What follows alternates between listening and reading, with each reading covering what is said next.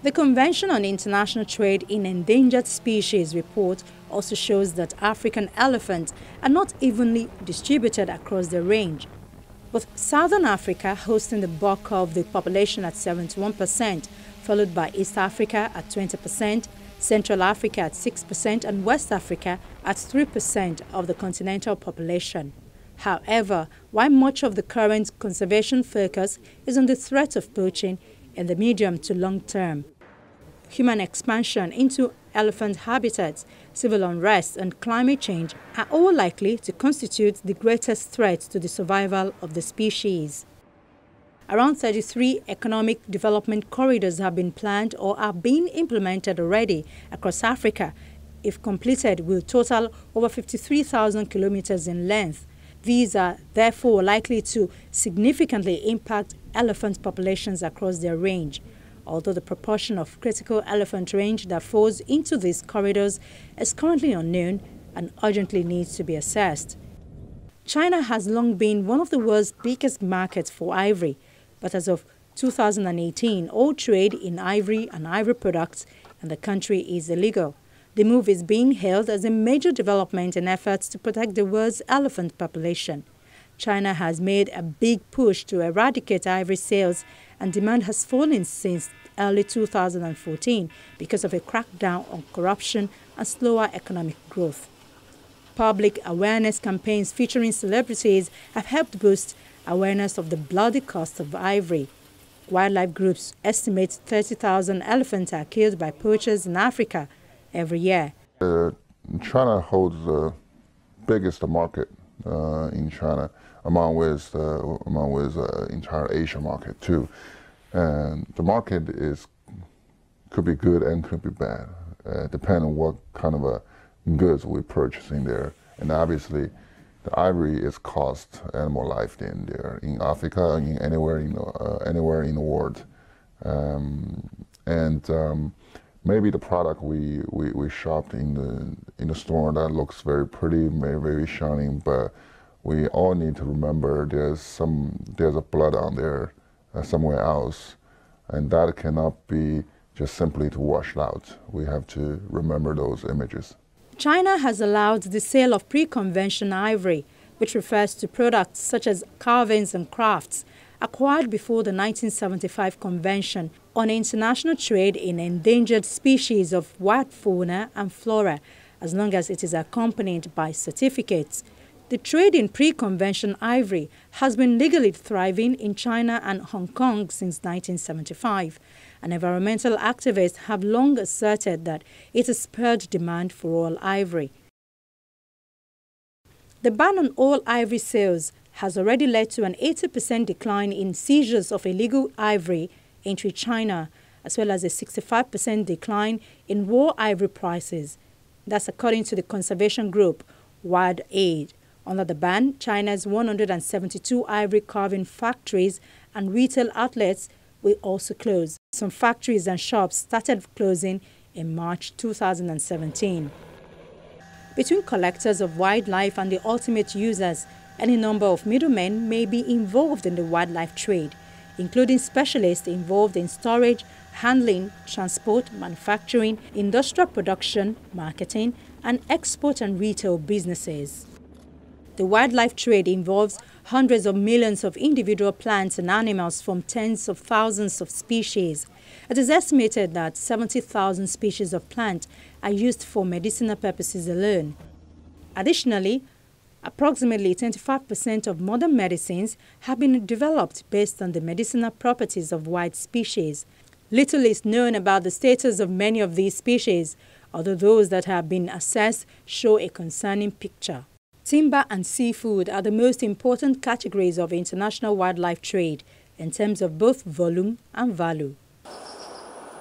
On its part, the Nigerian Conservation Foundation therefore conceived the Green Recovery Nigeria initiative in response to the dire need for retaining a significant proportion of Nigeria's landmass on the forest.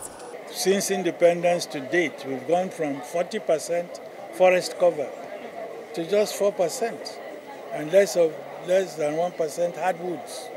That should not be, because we had legislation like they had in Malaysia under the British, whereby as you produce logs from the forest, you replant the trees.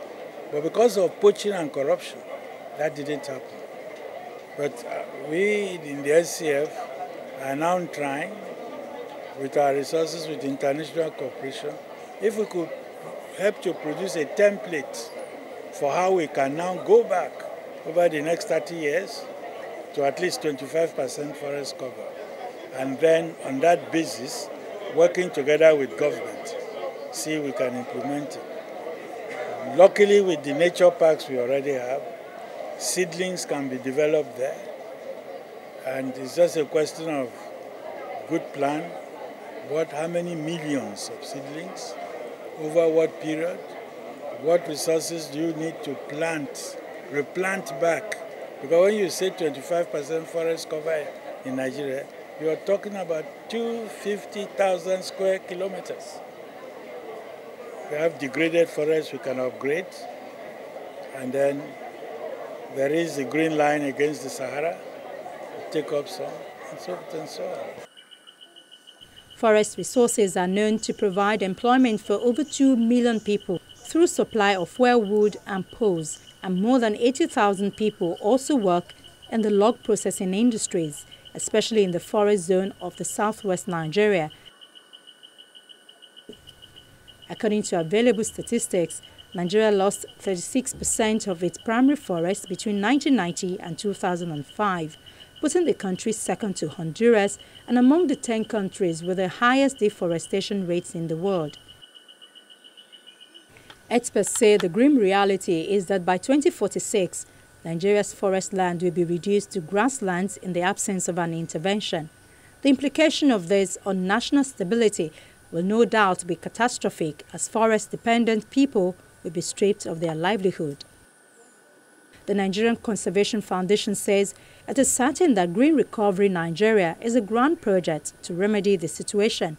The overall goal of this project is to firmly establish a forest rehabilitation scheme in 25% of Nigeria's total land mass from 2017 to 2047, while simultaneously promoting actions to curb deforestation and forest degradation. We say we're trying to replant Nigeria from 4% to 25%.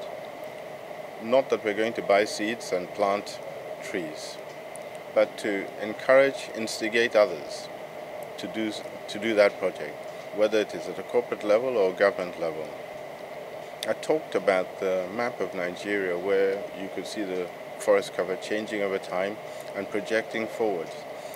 We have a plan to visit selected states in Nigeria and show them their map, where they were 20, 30 years ago, where they are today and where they're going to, and ginger them to say that, look, Project X to make your land arable, it will benefit you because your land is now economic. The trees, you need to protect it. We need that forest cover. And if we can get the state governments interested, and we can get matching funding from overseas donors or local donors, I believe we can get something started. However, the requirements for its implementation are huge and may seem unachievable, but with cues from previous global reforestation projects, the Nigerian Conservation Foundation says it is confident that the Green Revolution Nigeria will turn out a success story.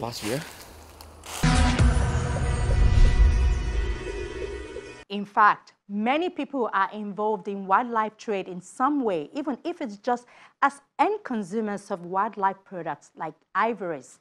The primary motivating factor for wildlife traders is economic, ranging from small-scale local income generation to major profit-oriented business. By not patronizing them drives down the profit and ultimately the urge to kill the animals. That's our program for the week. Thank you for watching. We'll see you next week.